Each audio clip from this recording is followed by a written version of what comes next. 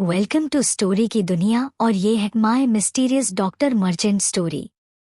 CH85 नक्श और आयशा को मिली उनके किए की सजा।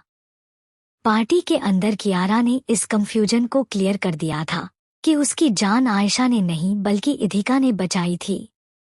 आयशा ने अपनी तरफ से इधिका और राघव को दूर रखने की पूरी कोशिश की थी, लेकिन सच सामने आ ही गया था। आसपास के लोग जो अब तक उनकी बातें सुन रहे थे, उन्हें पूरी बात समझ आ गई थी। अब वो नक्श और आयशा की तरफ अजीब नजरों से देख रहे थे। अब तक वो इधिका और आकर्ष को गलत ठहरा रहे थे, तो वहीं अब वो नक्श और आयशा के बारे में बातें बनाने लगे। नक्श को अभी भी यकीन नहीं हुआ, तो उसने आयशा के चेहरे की तरफ देखा। आयशा का चेहरा डर से पीला पड़ गया था और वो कांप रही थी। उसे देखकर नक्श समझ गया था कि आयशा ने उससे झूठ बोला था। इस वक्त नक्श के चेहरे पर गहरे गुस्से के भाव थे। उसने अपनी मुट्ठियां कस ली थी ताकि खुद को कंट्रोल कर सके। ऐसे लग रहा था जैसे नक्श और राघव का बस चलता तो वो अभी आयशा की जान ले लेते। इस सन्नाटे और हल्की फुसफुसाहट के बीच अचानक आकर्ष की गहरी और सख्त आवाज आई। हाँ, तो कोई मुझे पछताने का कह रहा था और ये भी ज्ञान दे रहा था कि मुझे लोगों को पहचानने की समझ नहीं है। आई थिंक तुम्हें किसी अच्छे आई स्पेशलिस्ट को अपनी आंखें चेक करवानी चाहिए ताकि तुम्हें मासूम चेहरों और चालक चेहरों के बीच में अंतर समझ आए। आकर्ष के चेहरे पर वही ना दिखने वाली हल्की सार्कास्टिक स्माइल थी।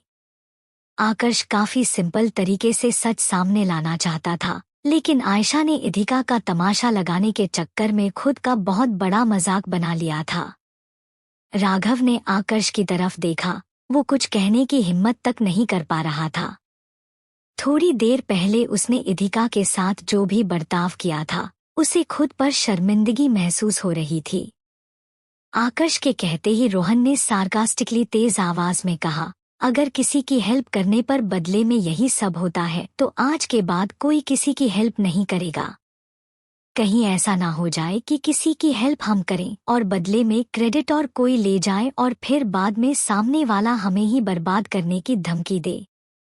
वैसे मिस्टर मित्तल, आपने मिस सिंघानिया से कहा था कि आप उन्हें रॉ मटेरियल नहीं देंगे और साथ ही ये मेक श्योर करेंगे कि उन्हें पूरी कंट्री में कोई रॉ मटेरियल ना बेचे। मुझे नहीं पता था कि आप अपने एहसानों का बदला इस तरह से चुकाते हैं, बोलकर रोहन ने स्लो क्लैप किया। राघव ने तुरंत इधिका की तरफ देखा। उसकी नजरें झुक गई थी। वो आंखों ही आंखों में उसे सॉरी कह रहा था। राघव कुछ पल रुका और फिर इधिका से बोला, मेरी इस मिसअंडरस्टैंडिंग और बदतमीजी के लिए सॉरी बहुत छोटा शब्द होगा, मिस सिंघानिया। मुझे अपनी गलती सुधारने का मौका दीजिए। सबसे पहले तो मैं आपकी कंपनी के लिए रॉ मटेरियल अवेलेबल करवाता हूं और आई विल मेक श्योर कि फ्यूचर में कभी हमारी तरफ से आपकी कंपनी के लिए कोई सामान ना रोका जाए। बहुत अच्छे डॉट। मुझे इसी की उम्मीद थी, इधिका ने जवाब दिया। राघव के माफी मांगते ही इधिका का गुस्सा भी गायब हो गया। वो जानती थी कि इसमें राघव की कोई गलती नहीं थी। वो बस आयशा से गुस्सा थी। कोई इतना बेशर्म कैसे हो सकता है कि एक तो उसने कियारा के साथ बदतमीजी की, ऊपर से इधिका ने जो किया उसका सारा क्रेडिट खुद ले लिया। राघव के बर्ताव के बारे में इधिका ने यही निष्कर्ष निकला कि वो बहुत जल्दी फैसला लेता है और किसी की भी बातों में आ जाता है।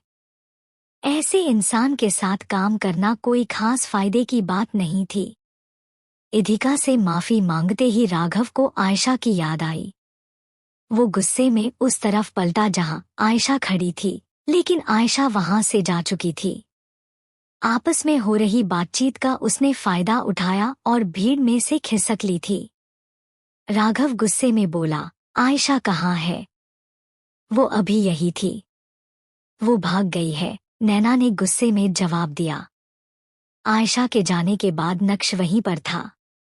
राघव ने नक्श की तरफ देखकर कहा, मिस्टर राजवंश, आपकी फियांसे ने जो भी किया है उसकी जिम्मेदारी आपको लेनी होगी और मुझे इस पर एक क्लैरिफिकेशन चाहिए। अब तक नक्श और आयशा भीड़ का फायदा उठाकर इधिका पर इल्जाम लगा रहे थे। जैसे ही नक्श पर सवाल उठा, रोहन ने जल्दी से मौके का फायदा उठाते हुए तेज आवाज में कहा, मिस्टर नक्श राजवंश, आपको नहीं लगता कि आप कुछ ज्यादा ही एक्साइटेड हो जाते हैं? आपने हाल ही में अपनी एजुकेशन कंप्लीट की है, कंपनी को ज्वाइन किए हुए भी ज्यादा टाइम नहीं हुआ है। आपको प्रमोशन पाने के लिए अपने टैलेंट और मेहनत पर भरोसा करना चाहिए, ना कि इस तरह सिफारिश का। इस तरह के प्रमोशन ज्यादा दिन तक टिकते नहीं है। वो क्या है ना, लोगों की असली सच्चाई सामने आ जाती है और फिर जो आगे बढ़ते हैं उनका डिमोशन भी हो सकता है। रोहन की बातें भीड़ को उकसाने के लिए काफी थी और वो अब नक्श के बारे में बात करने लगे थे। उनमें से कुछ लोग उस दिन मीटिंग में भी मौजूद थे जब इधिका के डॉक्टर मर्चेंट होने का सच सामने आया था। वो सब इसी बारे में बात कर रहे थे कि आयशा ने पहले डॉक्टर मर्चेंट का सारा क्रेडिट खुद पर लिया, तो अब राघव की बहन कियारा के हेल्प करने की सारी जिम्मेदारी खुद पर ले ली थी। इन सब में वो नक्श को ही भला बुरा कह रहे थे। वो उसे मौका परस्त और बेशर्म तक कहने लगे थे। उन सब लोगों की बातों के बीच राघव ने आकर्ष की तरफ देखा। उसके आंखों के एक्सप्रेशन ऐसे थे मानो वो उसका मजाक उड़ा रहा हो। राघव की हिम्मत नहीं पड़ रही थी कि वो आकर्ष के खिलाफ कुछ बोल सके। वह तो इतने लोगों के बीच उसे ये तक कह चुका था कि उसे अपनी आंखें चेक करवा लेनी चाहिए। लोगों की गॉसिप नक्श से बर्दाश्त नहीं हो रही थी। वो तेज आवाज में बोला, देखिए ये सब आयशा का किया धरा है। मुझे इस बारे में नहीं पता था। अगर पता होता तो मैं कभी इन्वॉल्व नहीं होता। आप सब अच्छे से जानते हैं कि मैंने सबके साथ अच्छा बिहेव किया है, फिर आप मुझे ये सब क्यों कह रहे हैं? किसी ने भी नक्श की बात का विश्वास नहीं किया। उन्हें यही लग रहा था कि इन सब के पीछे नक्श ही है। उनके हिसाब से नक्श और आयशा एक जैसे थे, तभी उन्होंने शादी करने का फैसला लिया। राघव नहीं चाहता था कि इस बारे में लोग और बात करें, क्योंकि उनकी बातों में उसकी भी इंसल्ट हो रही थी। नक्श और आयशा की बातों में आकर उसने इधिका के साथ बहुत बुरा बर्ताव किया था। राघव ने आकर्ष की तरफ देखा और गहरी सांस लेकर कहा, मिस्टर राजवंश, कॉन्ट्रैक्ट साइन करते वक्त मैंने जो शर्त रखी थी कि मिस्टर नक्श राजवंश को इस कॉन्ट्रैक्ट में इन्वॉल्व किया जाए, मैं उस शर्त से पीछे हटना चाहता हूँ। मैं ये चाहता हूँ कि इस प्रोजेक्ट में नक्श राजवंश कहीं से भी इन्वॉल्व ना रहे। ठीक है, आकर्ष ने शांत स्वर में कहा। यही एक सही वक्त था एक इम्पोर्टेंट अनाउंसमेंट करने का। नक्श ने पहले डॉक्टर मर्चेंट के नाम पर तो फिर अब मिस्टर मित्तल के नाम पर कंपनी में प्रमोशन हासिल कर लिया था। आकर्ष ने अपनी कंपनी के एम्प्लॉयज की तरफ देखा और तेज सख्त आवाज में कहा, नक्श का इस प्रोजेक्ट में कोई रोल नहीं होगा।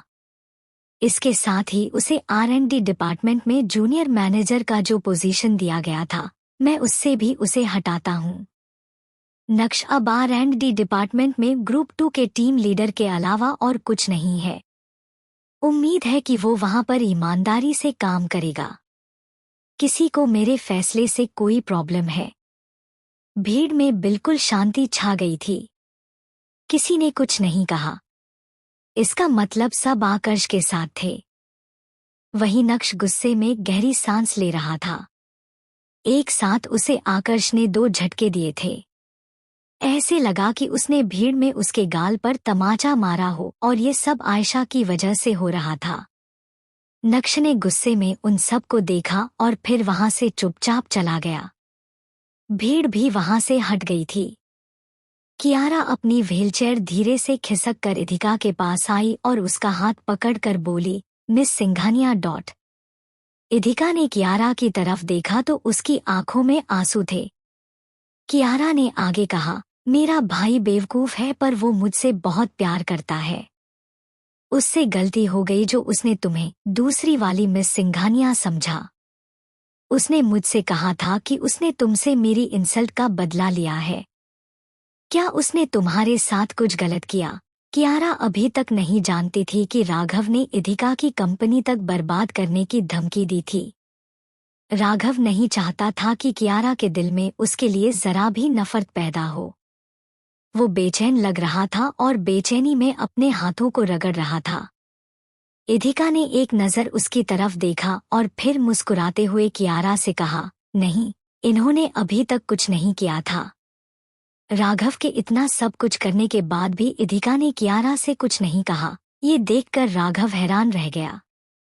राघव ने इधिका के खिलाफ कुछ नहीं किया था, ये जानकर कियारा को अच्छा लगा।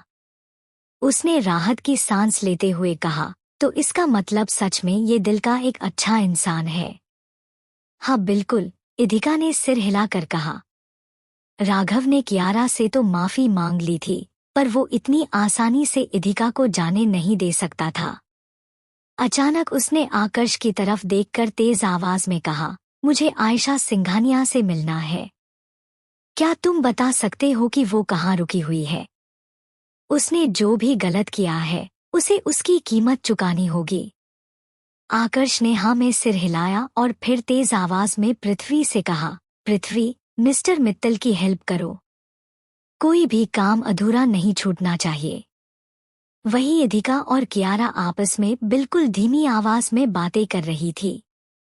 इन सब में मिस्टर मित्तल इधिका को हैरानी से देख रहे थे। उनकी आंखें इधिका पर ही टिकी हुई थी। उनकी इस हरकत पर नैना ने ध्यान दिया तो उनके हाथ पैर हल्का सा मारते हुए कहा, ये क्या कर रहे हो तुम? वो तुम्हारी बेटी की उम्र की है और तुम उन्हें इस तरह देख रहे हो। अरे नहीं, तुम मुझे गलत समझ रही हो। गौतम ने तुरंत सफाई देते हुए कहा, मुझे हमेशा से लगता था कि मैंने मिस सिंघानिया को कहीं देखा है। अब मुझे समझ में आ गया कि मैंने इन्हें कहाँ देखा था। अरे ये तो उनकी बेटी होगी। किसकी बेटी? नैना ने हैरानी से पूछा। गौतम ने नैना की बात का कोई जवाब नहीं दिया। वो सीधे इधिका के पास गए और उससे पूछा, क्या आपकी मॉम का सरनेम मर्चेंट है? इधिका ने उनके अचानक ये सवाल पूछे जाने पर हैरानी से उनकी तरफ देखा और फिर ना में सिर हिलाकर बोली, नहीं, क्या हुआ? आपने मुझसे ये क्यों पूछा? इधिका को उनकी बात सुनकर हैरानी होने लगी थी क्योंकि उसकी माँ का सरनेम मर्चेंट नहीं बल्कि राधिका जी का सरनेम मर्चेंट था। क्या सच में? गौतम ने निराशा से कहा, हो सकता है तुम्हें कोई गलतफहमी हो गई होगी। क्या तुम श्योर हो कि तुम्हारी मॉम का शादी से पहले सरनेम मर्चेंट नहीं रहा हो? इधिका को देखकर उन्हें एक ऐसी औरत का चेहरा याद आया जो अपनी जवानी के दिनों में काफी हद तक इधिका की तरह दिखती थी। हाँ, उनकी आंखों का कलर अलग था। इधिका की आंखों का कलर ग्रे था जो आदर्श की तरह था।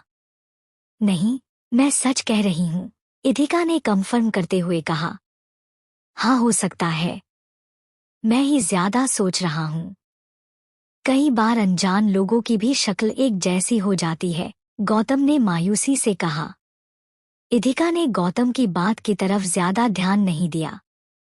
वही उनके इतना पूछने पर नैना उन्हें एक तरफ ले गई और उन्हें घूरते हुए बोली, मुझे जरा बताना कि मिस सिंघानिया किसके जैसी दिखती है? तुम तो ऐसे रिएक्ट कर रहे थे जैसे तुम्हारी एक गर्लफ्रेंड का चेहरा मिस सिंघानिया से मिलता हो। अचानक उसके आने पर तुम्हें अपनी एक्स की याद आ गई। ये क्या बोल रही हो तुम?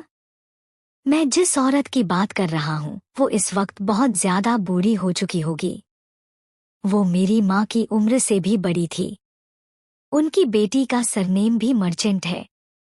मुझे एक पल के लिए लगा कि वो औरत मिस सिंघानिया की नानी होगी। गौतम ने उसे हल्के गुस्से में जवाब दिया। नैना ने तुरंत अपने किए की सफाई देते हुए कहा, अच्छा ठीक है ना, मुझे भी मिसअंडरस्टैंडिंग हो गई थी। आगे से बोलने से पहले ध्यान रखूंगी। गौतम ने उसकी बात पर सिर हिलाया और फिर खोए हुए अंदाज में कहा, मैंने उस बुजुर्ग महिला को बहुत सालों पहले देखा था। अगर तुम उनसे मिली होती तो तुम भी इतना ही इम्प्रेस होती जितना मैं हुआ था। उन्हें भूला पाना मुश्किल है। जिस तरह से गौतम उस औरत की बात कर रहा था, नैना उसके बारे में सुनकर थोड़ी उत्सुक हो गई थी। उसने तुरंत पूछा, कौन थी वो औरत? क्या वो दिल्ली में रहती थी? हाँ, किसी जमाने में दिल्ली में ही थी, लेकिन आज कहाँ है कोई पता नहीं है। अगर आज वो हमारे बीच होती तो मैं तुम्हें उनसे और मिस सिंघानिया से जरूर मिलवाता। तब शायद जाकर तुम लोगों को मेरी बात का यकीन होता, गौतम ने जवाब दिया। वहीं दूसरी तरफ पृथ्वी ने राघव को आकर बताया कि आयशा अपने घर गई है, तो राघव अब एक पल की भी देरी बर्दाश्त नहीं कर सकता था। उसे कैसे भी करके जल्द से जल्द आयशा को उसके किए की सजा देनी थी। मैं तुम्हें छोड़ूंगा नहीं आयशा सिंघानिया, तुम्हें अब पता चलेगा कि तुमने किसके साथ गेम खेला है। मिस सिंघानिया को तो मैं सॉरी बोलकर अपनी गलती की भरपाई कर दूंगा, लेकिन तुमने जो किया है उसके बाद तुम्हारा क्या होगा, इसका तुम्हें अंदाजा भी नहीं है, राघव ने सर्द आवाज में कहा। राघव ने एक पल भी नहीं सोचा और मिस्टर मित्तल के पास जाकर कहा, मैं सिंघानिया विला जा रहा हूँ।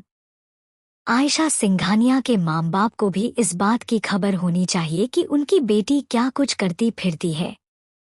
उसने जो भी किया मैं वो इग्नोर नहीं करने वाला हूँ। आगे से वो लोगों के साथ गेम खेलने से पहले 2 बार सोचेगी। CH86 मैं ही आकर्ष की वाइफ हूँ। आयशा की सच्चाई सामने आ जाने के बाद हर कोई उस पर गुस्सा था। भीड़ का फायदा उठाकर आयशा वहां से भाग गई थी, लेकिन राघव इस बात को इतनी आसानी से जाने नहीं दे सकता था। उसने राघव को बेवकूफ बनाया था और उसी की वजह से राघव ने इधिका के साथ इतना बुरा बर्ताव किया। राघव ने इधिका से माफी मांग ली थी, लेकिन अब उसे आयशा को सबक सिखाना था। पृथ्वी के जरिए राघव को यह पता चला कि आयशा अपने घर पर गई है। इस वक्त वह आयशा को सबक सिखाने के लिए उसके घर जाने लगा। वहां जाने से पहले वह गौतम के पास गया और उससे सिंघानिया विला जाने की बात कही। जिस लड़की ने मेरे साथ खेल खेला है, मैं उसे कुछ भी करके सबक सिखाना चाहता हूँ डैड। मैं सिंघानिया विला जा रहा हूँ, राघव ने गौतम की तरफ देखकर कहा। गौतम ने उसे देखकर सिर हिलाया और उसका मजाक बनाते हुए कहा, अफसोस कि एक मामूली सी लड़की तुम जैसे बिजनेस टाइकून को बेवकूफ बनाकर चली गई। तुम्हें लोगों को पहचानने की काफी समझ है, तुमने यही कहा था ना। बोलते हुए उसने इधिका की तरफ देखा और आगे कहा, ठीक है फिर ये भी बता दो कि मिस इधिका सिंघानिया तुम्हें कैसी लगती है।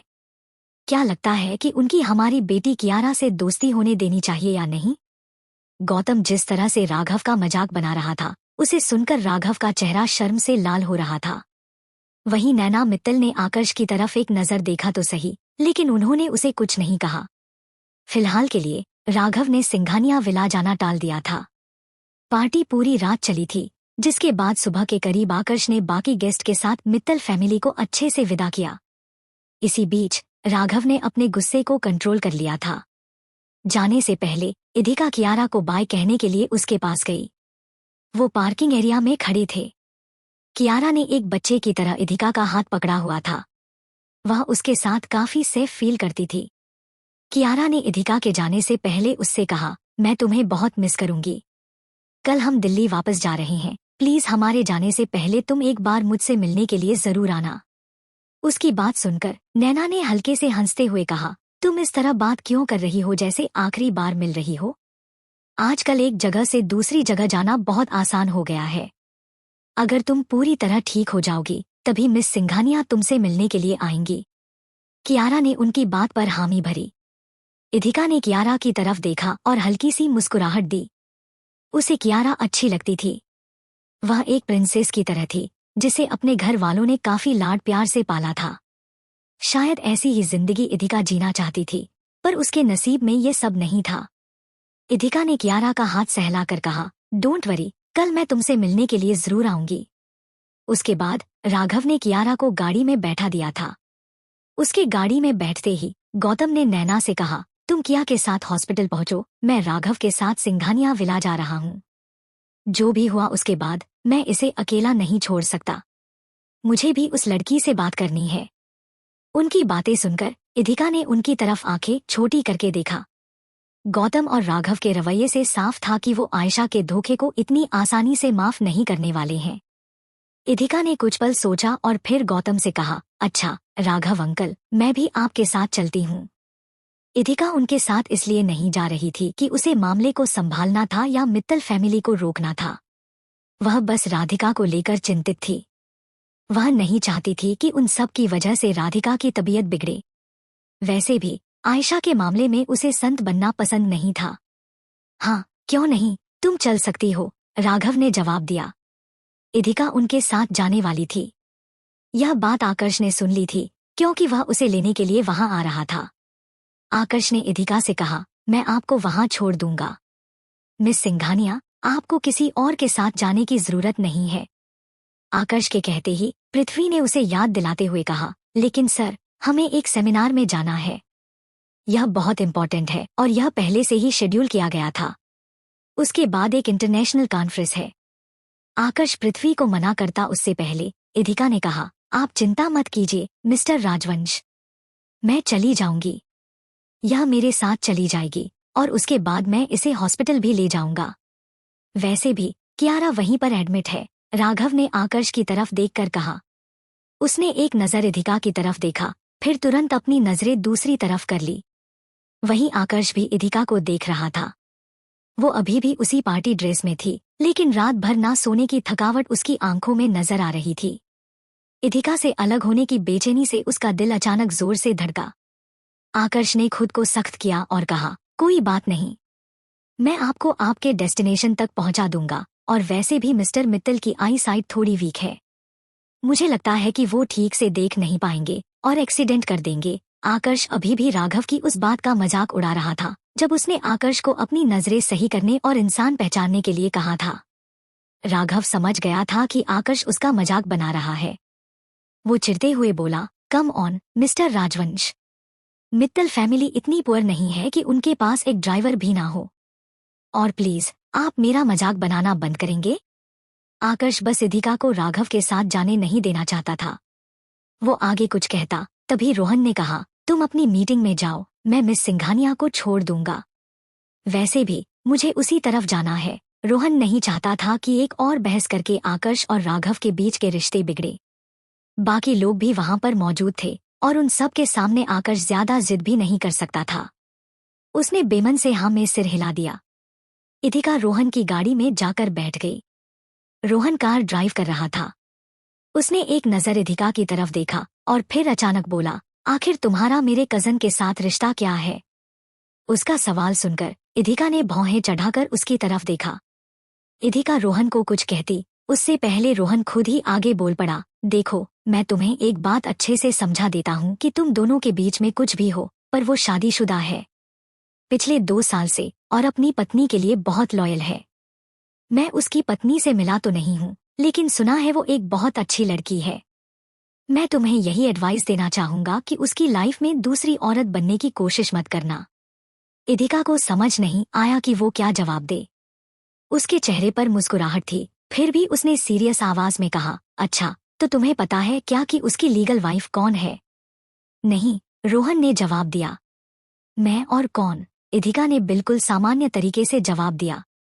उसने अपने डॉक्टर मर्चेंट होने की सच्चाई भी रोहन को इसी तरह बताई थी, पर अफसोस, रोहन ने ना तो उस दिन उसका यकीन किया था और ना ही अब वो इस बात पर यकीन कर पा रहा था। रोहन जोर से हंसते हुए बोला, डॉक्टर मर्चेंट? मजाक मत करो। पूरी राजवंश फैमिली और बाकी लोग जानते हैं कि आकर्ष की वाइफ अब्रॉड में स्टडी कर रही है, तभी तो वो यहाँ नहीं आ पा रही है। तुम उसकी पत्नी कैसे हो सकती हो? इधिका ने कुछ नहीं कहा, बस वो मन ही मन मुस्कुरा कर रह गई। कुछ ही देर में इधिका सिंघानिया मेंशन पहुंच चुकी थी। इधिका ने रोहन को थैंक यू कहा और जल्दी से अंदर जाने लगी। वो बस सिंघानिया फैमिली को मित्तल फैमिली के वहां आने के बारे में बताना चाहती थी। जैसे ही इधिका ने अंदर लिविंग रूम में कदम रखा, किसी ने उसके गाल पर एक जोरदार तमाचा मारा। इधिका का गाल दूसरी तरफ झुका हुआ था और वो आदर्श था। एक पल तो इधिका को कुछ समझ नहीं आया। उसके गाल पर पड़ा थप्पड़ इतना जोरदार था कि इधिका के होंठ के कोनों से खून बहने लगा था। उसकी आंखें नम हो रही थी। उसका चेहरा दूसरी तरफ झुका हुआ था। आदर्श गुस्से में इधिका पर चिल्लाकर बोले, तुम्हें शर्म तो बिल्कुल नहीं आती है ना? बार बार अपनी बहन को नीचा दिखाती हो। अगर तुम्हारी वजह से उसका और नक्श का रिश्ता टूट जाएगा तो फिर क्या होगा? इधिका ने खुद को कंट्रोल किया और आदर्श की तरफ सख्ती से देखा।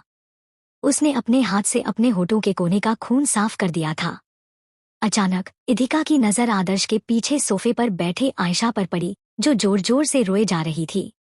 इन सब में राधिका गुस्से में आदर्श के पास आई और उससे बोली, यह आप क्या कर रही हैं आदर्श? गलती आयशा की थी और आप इधिका पर हाथ उठा रहे हैं। आदर्श ने राधिका को जवाब देते हुए कहा, मुझे कोई फर्क नहीं पड़ता, सच चाहे जो भी हो। मेरे लिए सच यह है कि आयशा इस घर की जायज बेटी है और यह लड़की नाजायज। इसे आयशा की इज्जत का ख्याल रखना चाहिए, लेकिन नहीं, इसे तो महान बनना है। जैसे ही आदर्श ने अपनी बात खत्म की, गौतम और राघव अपने बॉडीगार्ड्स के साथ वहां पर दाखिल हुए। अचानक अपने घर में इतने सारे बॉडीगार्ड्स को देखकर आदर्श भी घबरा गया था। उसने जल्दी से राधिका का हाथ पकड़ लिया था। कौन हो तुम लोग? और इस तरह मेरे घर में इतने सारे गार्ड्स के साथ क्यों घुस आए हो? आदर्श ने सख्ती से पूछा। राघव उन्हें कुछ कहता उससे पहले गौतम आगे आए और उन्होंने राधिका की तरफ देखकर सिर हिलाकर कहा, तुम तो राधिका मर्चेंट हो ना? राघव यहाँ आयशा को सबक सिखाने के लिए आया था, इसलिए वह काफी सारे गार्ड्स के साथ आया था। जब वह अंदर आए थे तब उनके चेहरे पर गहरे गुस्से के भाव थे। वही इतने सारे लोगों को देखकर आदर्श भी घबरा गया था। आयशा की तो हिम्मत भी नहीं हो रही थी कि वो रो भी सके। डर से उसके चेहरे का रंग सफेद पड़ गया था। वहीं गौतम मित्तल के अचानक राधिका के नाम लेने पर राधिका भी हड़बड़ा गई। उसने कन्फ्यूजन से गौतम की तरफ देखते हुए कहा, मिस्टर गौतम मित्तल? हाँ, मैं ही हूँ गौतम मित्तल। गौतम ने जल्दी से हाँ में सिर हिलाकर कहा।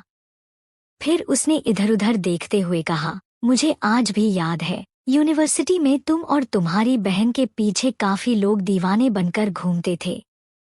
किससे शादी की है तुमने? तुम्हें तो काफी सारे शादी के प्रपोजल मिले थे। राधिका से बात करते हुए गौतम की नजर आदर्श पर गई तो वो चुप हो गया और समझ गया कि वही राधिका का पति है। मामला ऑकवर्ड ना हो जाए, इसलिए राधिका ने जल्दी से कहा, वो सब तो ठीक है, लेकिन तुम यहाँ इतने सारे गार्ड्स के साथ क्यों आए हो? राघव ने गुस्से में जवाब देते हुए कहा, मैं यहाँ आयशा सिंघानिया से मिलने के लिए आया हूँ। मुझे उससे अपने सवालों के जवाब चाहिए। राघव राधिका से थोड़ी बदतमीजी से बात कर रहा था, इसलिए गौतम ने उसे डांटते हुए कहा, तमीज से बात करो राघव। यह तुमसे उम्र में काफी बड़ी है। उनके कहने पर राघव थोड़ा शांत हो गया और फिर उसने आयशा के बारे में पूरी सच्चाई बताई कि कैसे उसने कियारा को वो सब कहा। मदद तो कियारा की इधिका ने की थी, लेकिन सारा क्रेडिट आयशा ने खुद ले लिया था। पार्टी में जो भी हुआ उसके बारे में भी राघव ने उन सबको बताया। जैसे ही राधिका ने आयशा के बारे में सुना, वो हैरान रह गई।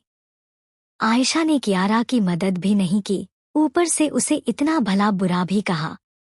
इतना सब कुछ होने के बाद भी उसने इधिका को नीचा दिखाने के लिए उसका क्रेडिट खुद के नाम कर लिया था और नक्श को आगे बढ़ाने की कोशिश की। सब सुनने के बाद राधिका का सिर चक्कर आने लगा। अचानक ही वो जोर जोर से खांसने लगी। आदर्श ने जल्दी से उसकी पीठ थपथपाते हुए कहा, राधिका, खुद को संभालो। मैं तुम्हारे लिए दवाई लेकर आता हूँ। सब ठीक हो जाएगा। राधिका की तबीयत खराब होने की वजह से राघव कुछ कह भी नहीं पाया। वहीं गौतम ने राधिका को समझाते हुए कहा, राधिका, तुम चिंता मत करो। वह तुम्हारी बेटी है। हमें पता नहीं था। ठीक है, अब इस मामले को जाने देते हैं और बात को आगे नहीं बढ़ाएंगे। तुम प्लीज रिलैक्स करो। डैड, राघव ने नाराजगी जताते हुए कहा।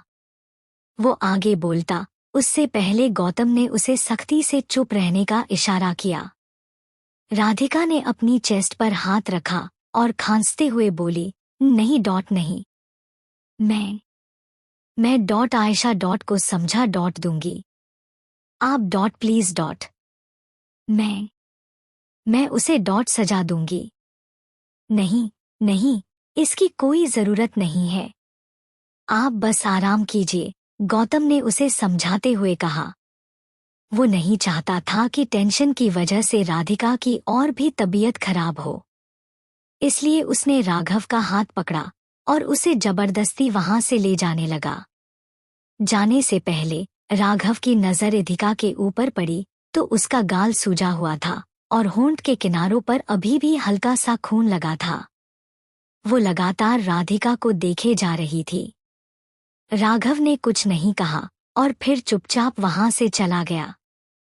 राघव ने वहां तो कुछ नहीं कहा, लेकिन उसे बहुत गुस्सा आ रहा था।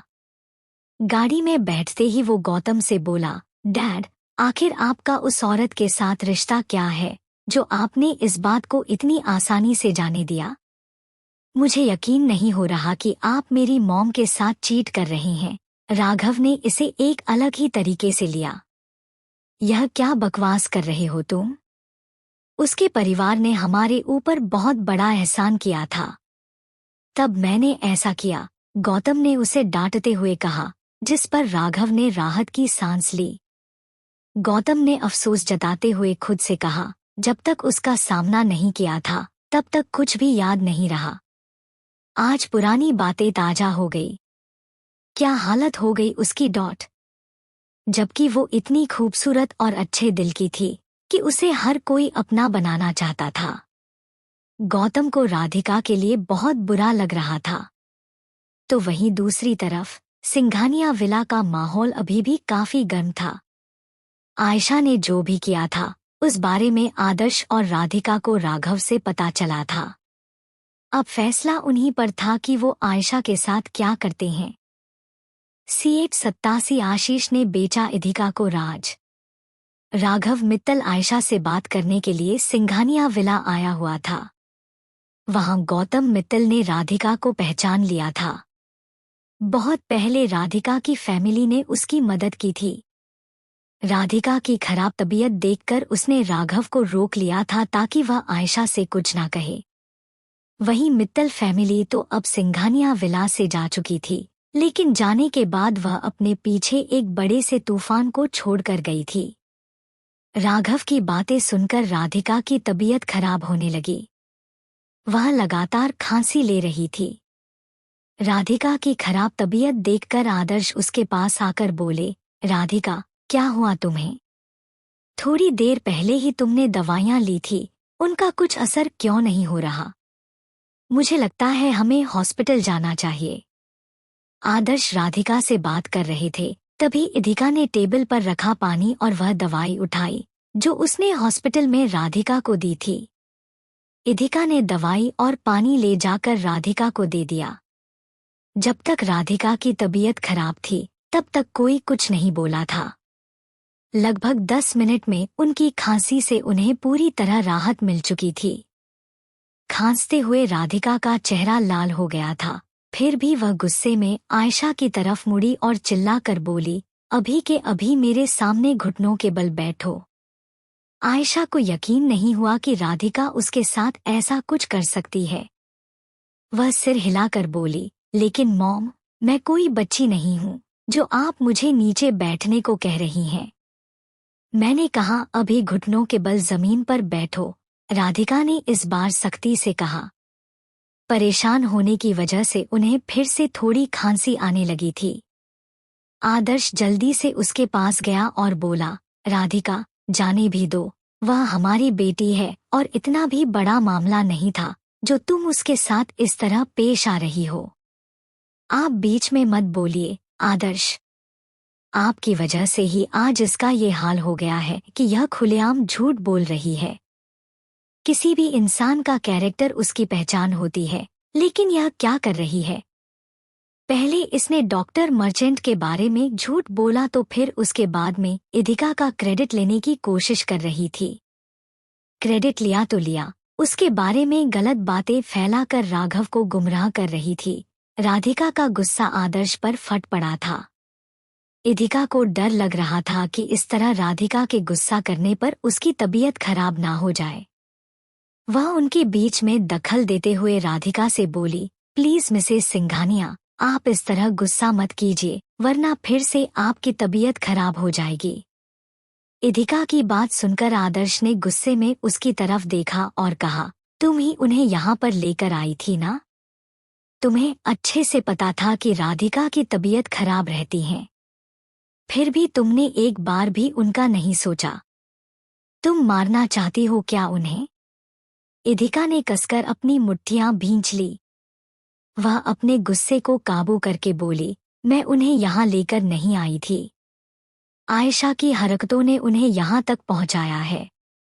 इधिका को राधिका के परवाह थी, इसी वजह से इतनी इंसल्ट होने के बाद भी वह वहां पर खड़ी थी। उसने अपनी गर्दन नीचे की। उसकी आंखें आंसुओं से भर गई थी। इतना सब कुछ हो जाने के बाद भी उसे ही गलत समझा जा रहा था। राधिका इधिका के तकलीफ को समझ सकती थी। वह भी नम आंखों से इधिका को देख रही थी। तभी आदर्श की नजर राधिका पर गई। वह उससे बोले, ये लड़की बिल्कुल अपनी माँ की तरह बहुत अच्छी एक्टिंग करती है।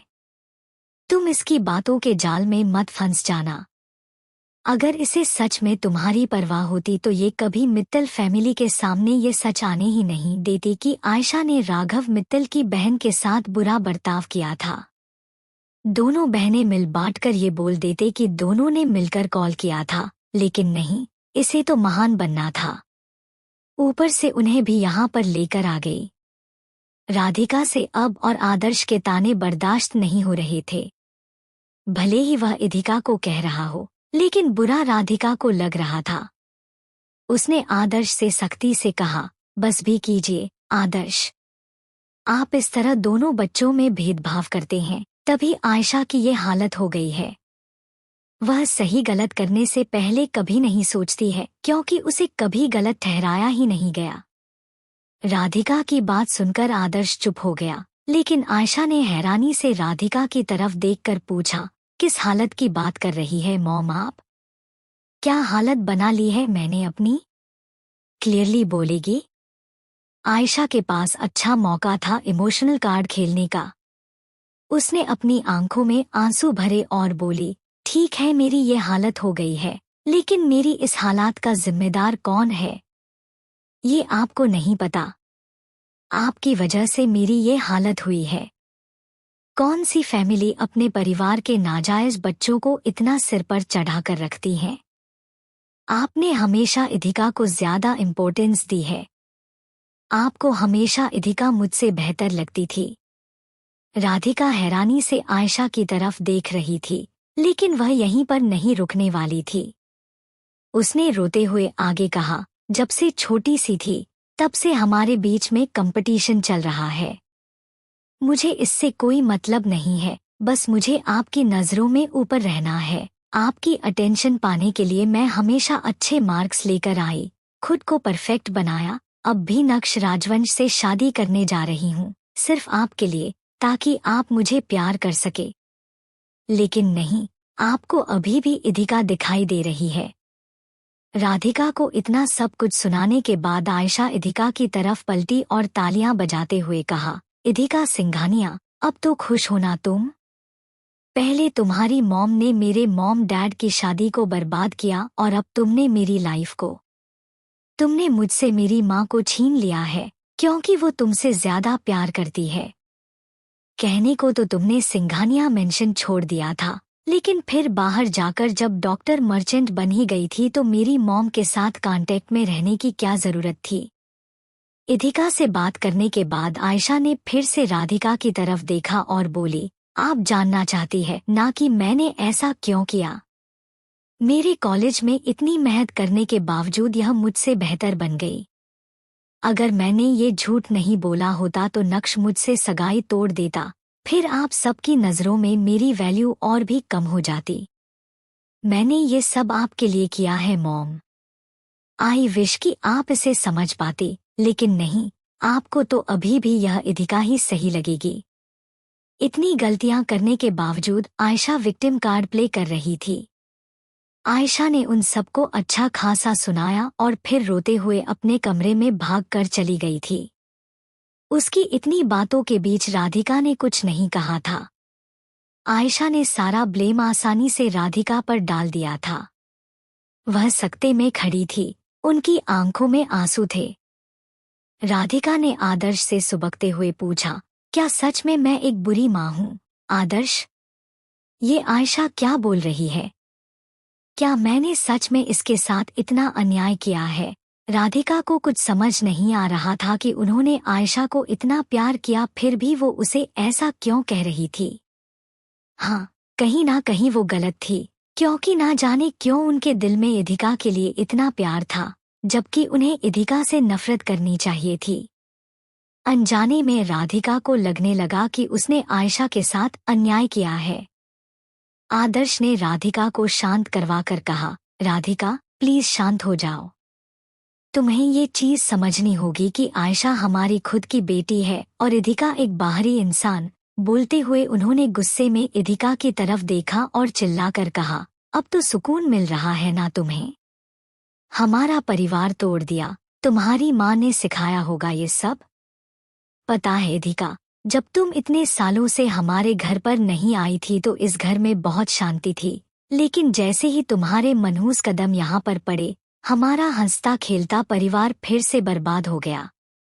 आज से तुम यहाँ कदम भी नहीं रखोगी।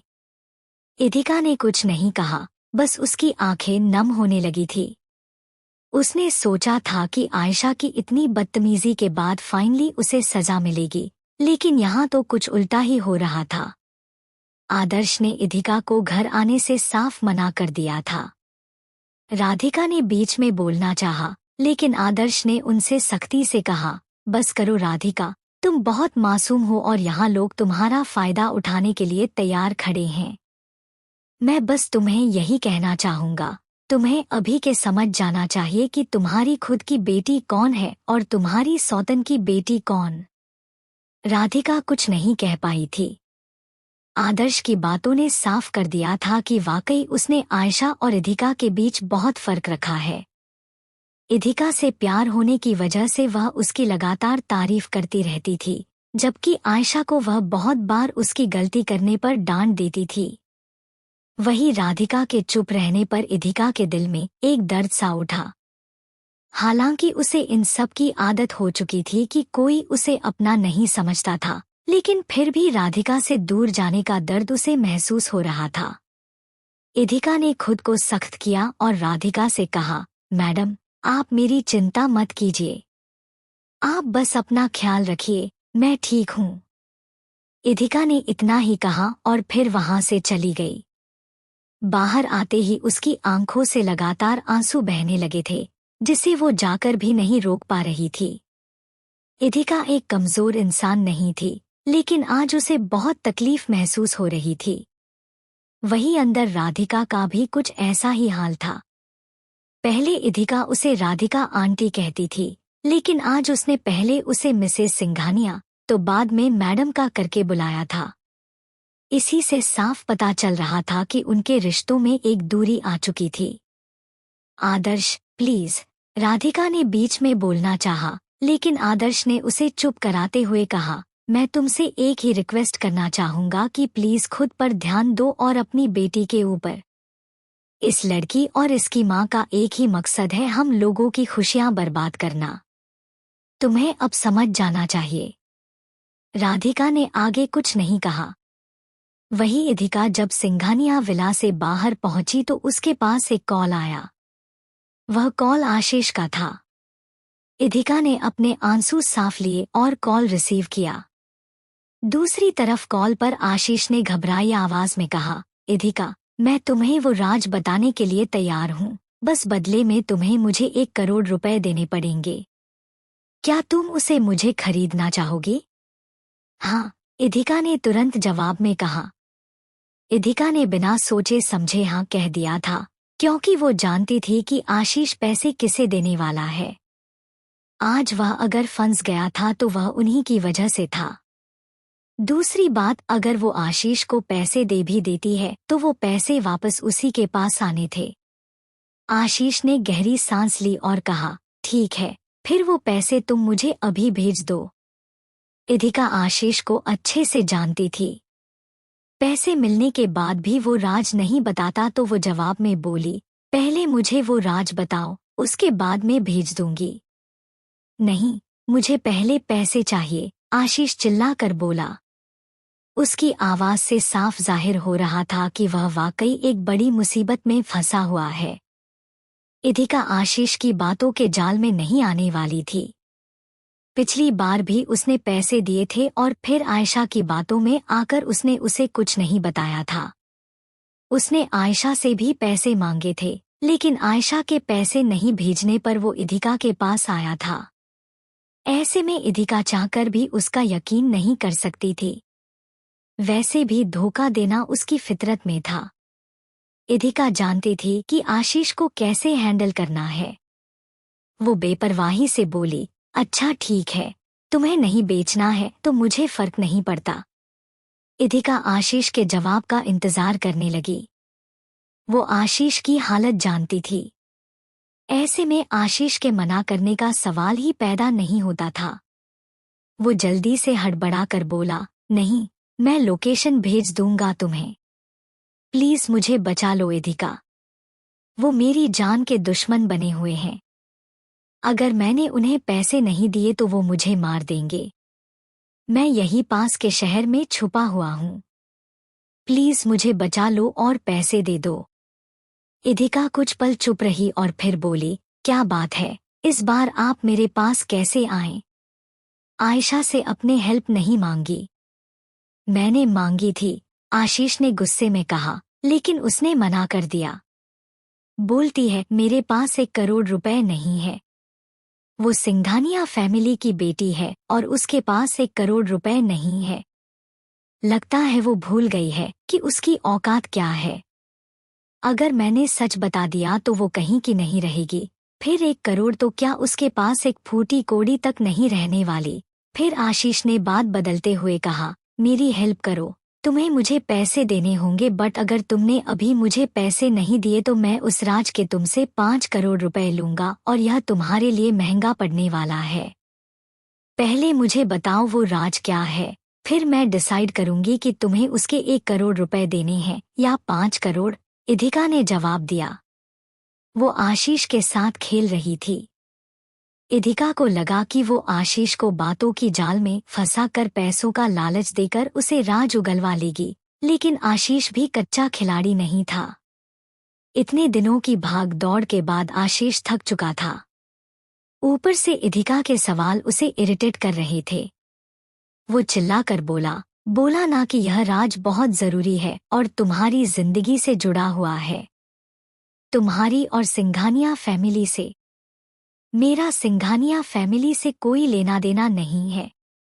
नहीं, मेरे साथ उनका कोई रिश्ता है। मैंने तो घर भी छोड़ दिया, इधिका बोली। इधिका को लगा कि आशीष को उकसाने पर गुस्से में वो सारी बातें उगल देगा, लेकिन आशीष ने कुछ नहीं बताया।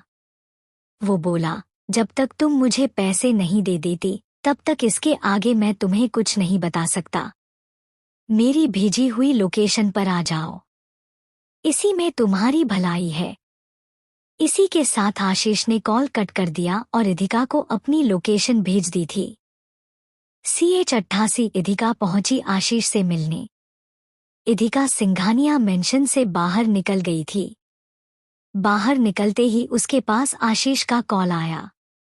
आशीष को पैसों की सख्त जरूरत थी, इसलिए उसने इधिका को वो राज बताने का सोचा। इधिका ने आशीष के साथ माइंड गेम प्ले करते हुए सच पता लगाने की कोशिश की, लेकिन आशीष बहुत ही शातिर था। वो 1 करोड़ रुपए देने के बाद ही राज बताने वाला था। उसने इधिका को अपनी लोकेशन भेज दी थी।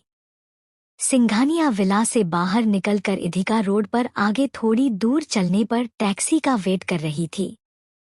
उसके दिमाग में वही चल रहा था जो सिंघानिया विला में हुआ था और इधिका काफी परेशान थी। अचानक उसके सामने आकर्ष की गाड़ी आकर रुकी। आकर्ष को तो इस वक्त इंटरनेशनल कॉन्फ्रेंस में होना चाहिए था, फिर उसकी गाड़ी यहाँ क्या कर रही है? इधिका हैरानी से खुद से बोली। आकर्ष की गाड़ी अचानक वहां देखकर इधिका थोड़ा चौंक गई थी। इधिका आगे जाने के बजाय गाड़ी की तरफ देख रही थी, तभी गाड़ी का पिछला दरवाजा खुला। उसने देखा आकर्ष हेडफोन्स लगाए लैपटॉप पर अपनी कॉन्फ्रेंस अटेंड कर रहा था। वो फ्रेंच बोल रहा था। उसकी गंभीर आवाज इधिका को काफी सुकून देती थी।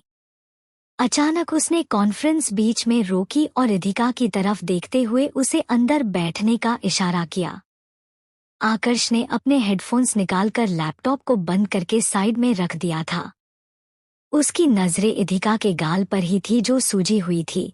अभी भी उसके होठों के किनारे पर हल्का सा खून लगा था जो सूख गया था। इधिका ने अपनी नजरें नीचे कर ली क्योंकि इस वक्त उसे काफी शर्मिंदगी महसूस हो रही थी।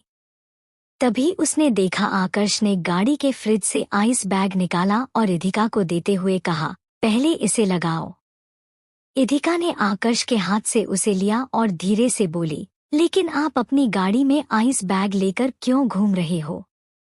आकर्ष ने गहरी सांस ली और बेपरवाही से कहा, पृथ्वी थोड़ा लापरवाह है, उसे चोट लगती रहती है तो इसकी जरूरत पड़ती है। आकर्ष का जवाब सुनकर पृथ्वी आगे के मिरर से उसे तिरछी निगाहों से देखने लगा। वो हैरान था। पृथ्वी ने धीरे से बड़बड़ा कर कहा, मुझे चोट लगती रहती है, इस बात का पता मुझे क्यों नहीं है? पता नहीं इन्हें सच बोलने में कौन सी शर्म आ रही है। सच उससे पूरी तरह अलग था। इधिका सिंघानिया विला गई थी तब से ही आकर्ष बेचैन था। उसने इधिका का पीछा किया। जब इधिका से पहले मित्तल फैमिली वहां से निकली तब उन्होंने राघव की बातें सुनी। राघव बोल रहा था कि मिस्टर सिंघानिया ने इधिका को थप्पड़ मारा था। सच पता चलते ही आकर्ष ने इधिका के बाहर निकलने का इंतजार किया और सुपरमार्केट से उसके लिए आइस बैग और दवाइयां मंगवा ली थी। सब कुछ एक इत्तेफाक लगे, ये सोचकर उसने गाड़ी को थोड़ा दूर मेन रोड पर पार्क किया। आकर्ष की वजह से पृथ्वी सच नहीं बोल पाया। वही इधिका ने भी इस तरफ ज्यादा ध्यान नहीं दिया। उसने हमें सिर हिलाया और आइस बैग अपने गाल पर रख लिया। इधिका को अब थोड़ी राहत महसूस हो रही थी। अचानक उसकी नज़र वहां साइड में रखी रिसिप्ट पर गई तो वो समझ गई थी कि आकर्ष ने इसे तुरंत खरीदा था। इसका मतलब आकर्ष जानता था। इधिका ने बहुत मुश्किल से अपने दिल के दर्द को दबाने की कोशिश की थी, लेकिन उसके इस स्वीट जेस्चर को देखकर इधिका का दर्द बाहर आने लगा। इधिका ने अपने मन में कहा, कंट्रोल इधिका, रोना नहीं है। पता नहीं स्कूल में वो बच्चे मुझे बेवकूफ क्यों लगते थे जो स्कूल में सजा मिलने पर खुद का रोना कंट्रोल कर लेते थे, लेकिन जैसे ही उनके पेरेंट्स उन्हें लेने के लिए आते थे तो वो उनके गले लगकर रोने लग जाते थे। शायद हमसे हमारा कोई अपना हमारा दर्द पूछता है तो फिर हमारे सारे जज्बात बाहर आ जाते हैं। पहले मुझे समझ नहीं आता था, पर अब सब समझ में आ रहा है। मैंने खुद को बहुत सख्त बनाया था, फिर अब मैं आकर्ष के सामने कमजोर क्यों हो रही हूँ? रोना नहीं है इधिका, प्लीज अभी नहीं। आकर्ष के सामने तो बिल्कुल नहीं। आज से पहले इधिका की किसी ने इतनी परवाह नहीं दिखाई थी, इसलिए उसे आदत हो गई थी लोगों के बुरे बर्ताव की। लेकिन आकर्ष ने आज इधिका के लिए जो किया उसे देखकर वो खुद के इमोशंस कंट्रोल नहीं कर पा रही थी। इधिका ने अपनी नजरें दूसरी तरफ कर ली थी। रोना कंट्रोल करने की वजह से उसकी आंखें लाल हो गई। इधिका का दिल भारी होने लगा और उसे पुरानी सारी बातें याद आने लगी जो बचपन से लेकर अब तक उसके साथ हुआ था। आदर्श, मालविका और आयशा का बुरा बर्ताव और वो सब जो उसने इतने सालों में झेला था, अब इधिका से और कंट्रोल नहीं हो रहा था। उसने गहरी सांस ली और आकर्ष की तरफ देखकर भरी आवाज में कहा, मिस्टर राजवंश, क्या थोड़ी देर के लिए आपका कंधा मुझे उधार मिल सकता है?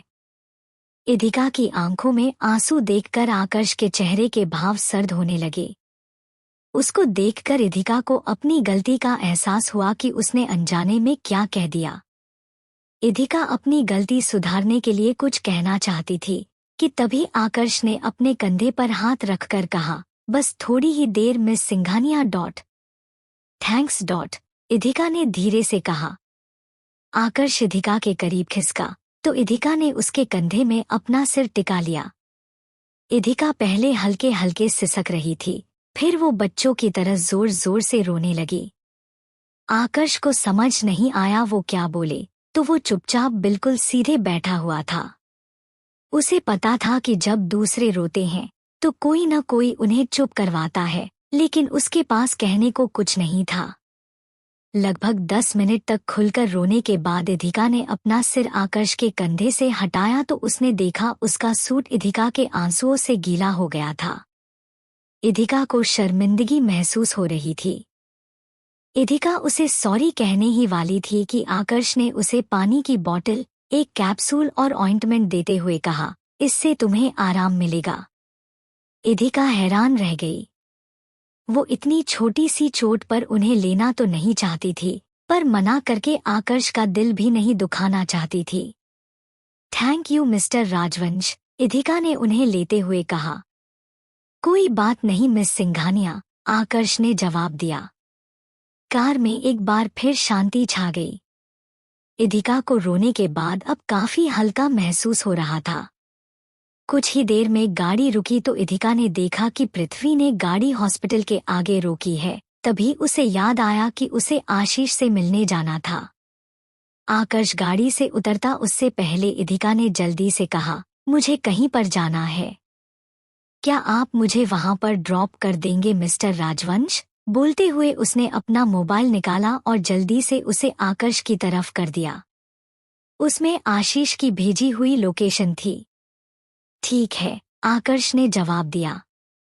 फिर उसने पृथ्वी को जीपीएस में सेट करने के लिए लोकेशन बताई। इधिका की परेशानी में आकर्ष उसे अकेला नहीं छोड़ना चाहता था, इसलिए वो भी उसके साथ आया। लगभग 2 घंटे बाद आकर्ष इधिका के साथ उसकी भेजी हुई लोकेशन पर पहुंच चुका था। वो गोवा के बिल्कुल आउटसाइड एरिया में बनी एक पुरानी धर्मशाला थी, जहां कोई गलती से भी आकर नहीं रुकता होगा। इधिका ने जल्दी से अपना मोबाइल निकाला और आशीष को टेक्स्ट किया, मैं आपकी बताई हुई जगह पर आ गई हूँ। मुझे बताइए आप कहाँ हैं, बात करते हैं। रूम नंबर 105 में आ जाना, आशीष ने तुरंत जवाब दिया। इधिका ने आकर्ष की तरफ देखा और हल्का मुस्कुराकर कहा, आज आपने मेरे लिए जो भी किया उसके लिए thank you so much mister राजवंश, अब आप जा सकते हैं। मैं अपना काम कर लूंगी। आकर्ष ने सिर हिला दिया। इधिका वहां से निकली और आशीष की बताई हुई जगह पर जाने लगी, लेकिन आकर्ष को कुछ ठीक नहीं लग रहा था। एक पुरानी सी धर्मशाला जहां काफी सुनसान एरिया था, वो इधिका को अकेले नहीं छोड़ना चाहता था। आकर्ष गाड़ी से बाहर निकला और इधिका के पीछे जाने लगा। इधिका इतनी जल्दी में थी कि उसने पीछे पलटकर तक नहीं देखा। धर्मशाला अंदर से बिल्कुल बंद थी। ऊपर से शाम का वक्त हो रहा था तो वहां काफी अंधेरे जैसा महसूस हो रहा था। वही रूम नंबर 105 पर पहुंचकर इधिका ने दरवाजा खटखटाया और थोड़ी तेज आवाज में बोली, आशीष अंकल दरवाजा खोलिए, मैं हूं इधिका। अंदर आ जाओ, आशीष की अंदर से आवाज आई। अंदर जाने से पहले अचानक इधिका की नजर आकर्ष पर पड़ी। आकर्ष को पकड़े जाने का कोई डर नहीं था, वो बेपरवाही से इधिका के पास आया। आकर्ष ने दबी आवाज में कहा, मिस सिंघानिया, क्या मैं जान सकता हूँ कि आप इस अनजान जगह पर क्या कर रही हैं? इस जगह की ठीक से सफाई भी नहीं होती। अगर आपकी वजह से मेरी दादी की तबीयत खराब होगी तो मैं क्या करूँगा? हमेशा की तरह आकर्ष ने वसुधा का नाम लेकर इधिका के पीछे आने का बहाना बनाया। इधिका ने गहरी सांस ली और कहा, मिस्टर राजवंश, मैं आपको सब बता दूंगी पर प्लीज अभी अंदर मत आइएगा। बाहर मेरा वेट कीजिए और इस बात का ध्यान रखिएगा कि आपको कोई देख ना ले। मेरा इनसे मिलना बहुत जरूरी है। आकर्ष ने उसकी बात पर हामी भरी और वहीं दरवाजे से थोड़ी दूर खड़ा हो गया। इधिका ने धीरे से दरवाजा खोला और अंदर चली गई। कमरे में ठीक से लाइटिंग अरेंजमेंट भी नहीं था। वहां अंदर काफी अंधेरा था और सीलन की बदबू आ रही थी। इधिका को आशीष पर भरोसा नहीं था, वैसे भी वो एक अच्छा इंसान नहीं था, इसलिए इधिका अपनी तरफ से पूरी तरह सतर्क थी। कमरे में बिल्कुल अंधेरा था, एक रोशनदान से हल्की लाइटिंग अंदर आ रही थी। इधिका ने देखा कि एक साया उसके पीछे से आ रहा था। वो आशीष की आवाज थी। उसने इधिका को धमकी देते हुए कहा, इधिका, अगर आज तुमने मुझे पैसे नहीं दिए तो आई स्वेयर मैं तुम्हें जिंदा नहीं जाने दूंगा। तुम्हारी ये चालाकियां मेरे साथ नहीं चलने वाली है। आशीष के इरादे इधिका को ठीक नहीं लग रहे थे। वो जल्दी से दूसरी तरफ पलटी। उसने गहरी सांस ली और अपनी तरफ आ रहे साए को जोरदार किक मारी। तभी वहां एक जोरदार धड़ाम से नीचे गिरने की आवाज आई। इसी के साथ आकर्ष जल्दी से दौड़कर अंदर आया। उसने दरवाजा खोला और चिल्लाकर इधिका से पूछा, मिस सिंघानिया, सब ठीक है ना? हाँ मिस्टर राजवंश, लग तो यही रहा है, इधिका ने सिर हिलाकर कहा। इधिका के कहते ही पृथ्वी भी अंदर आ गया था। वो आकर्ष को अकेले कैसे छोड़ सकता था? उसके हाथ में एक टॉर्च थी। उसने उसे जलाया तो कमरे में रोशनी हो गई थी। कमरे में रोशनी होते ही आकर्ष ने इधिका की तरफ देखा। अचानक आकर्ष के चेहरे के एक्सप्रेशंस बदल गए थे। वो जल्दी से इधिका के पास गया, मानो उसे किसी खतरे से बचाना चाहता हो। इधिका समझ नहीं पा रही थी। उसने पलटकर नीचे देखा तो जमीन पर आशीष गिरा हुआ था। उसके सीने में एक स्टील का रोड गुस्सा हुआ था। दर्द से वो कांप रहा था और उसका शरीर खून से लहूलुहान था। इधिका बुरी तरह घबरा गई। वो जल्दी से नीचे बैठी और आशीष से बात करने की कोशिश करने लगी। तभी कमरे में किसी लड़के की आवाज आई। वो तेज आवाज में बोला, डैड, मैं आ गया हूँ। आपने कमरे में इतना अंधेरा क्यों कर रखा है? वहां एक लड़का अंदर आया जो उम्र में लगभग 21 साल का लग रहा था। इधिका ने उसकी आवाज से ही उसे पहचान लिया था। वो आशीष का बेटा माहिर था। माहिर इधिका और आयशा से लगभग 1.5 साल छोटा था और फिलहाल ओशियन यूनिवर्सिटी में ही अपनी स्टडी कंप्लीट कर रहा था। माहिर को देखते ही इधिका को पुरानी बात याद आ गई, जब उसको ओशियन यूनिवर्सिटी में एडमिशन मिला था। उसकी फीस के पैसे आशीष ने उससे मांगे थे। इधिका के पास पैसे होते हुए भी उसने इनकार कर दिया था, क्योंकि वो अच्छे से जानती थी आशीष उन पैसों से गैम्बलिंग करेगा। उस इंसिडेंट के बाद से माहिर के सबके साथ रिश्ते और बिगड़ गए थे। माहिर दरवाजे पर ही था। वो हल्का गुस्से में बोला, डैड, क्या आप अपनी गैम्बलिंग की आदत को छोड़ नहीं सकते? आपकी वजह से मुझे अपने क्लासमेट से 20,000 रुपए उधार लेने पड़े। वो सब मेरा मजाक बनाते हैं। प्लीज आप पिछले पैसे वापस कर दीजिए, वरना मैं आपको छोड़कर भाग जाऊंगा। फिर मुझे दोष मत दीजिएगा। अंदर आते ही आशीष की नजर नीचे की तरफ गई तो वहां आशीष की लाश गिरी हुई थी। उसे देखते ही माहिर ने डर के मारे अपना बैग छोड़ दिया था और बैग से उसके 20,000 रुपए निकलकर बाहर गिर गए थे। डर से माहिर को सांसें ऊपर नीचे होने लगी थी। वो आशीष के पास गया और उसके नाक के पास अंगुली लगाकर चेक करने लगा कि वो जिंदा है या नहीं। अगले ही पल वो जमीन पर गिर गया और रोते हुए इधिका की तरफ देखकर चिल्लाकर बोला, तुमने मेरे डैड को मार डाला इधिका सिंघानिया? ये क्या कर दिया तुमने? मैं इतनी आसानी से तुम्हें जान नहीं दूंगा। माहिर ने जल्दी से अपना बैग ढूंढा और मोबाइल निकालकर पुलिस को कॉल करने लगा। उसने कॉल कनेक्ट होते ही कहा, मुझे एक रिपोर्ट फाइल करनी है। मेरे डैड का मर्डर हो गया है और मर्डरर यहीं पर मौजूद है। प्लीज आप मेरी भेजी हुई लोकेशन पर जल्दी से आ जाइए। आकर्ष और इधिका समझ नहीं पा रहे थे कि आखिर वहां पर हुआ क्या। इधिका जब कमरे में दाखिल हुई थी तब आशीष बिल्कुल ठीक ठाक था और उससे अच्छी तरह बातें भी कर रहा था। तो क्या सच में इधिका के किक मारने पर एक्सीडेंटली कोई रोड उसके सीने में घुस गई और वो मर गया था?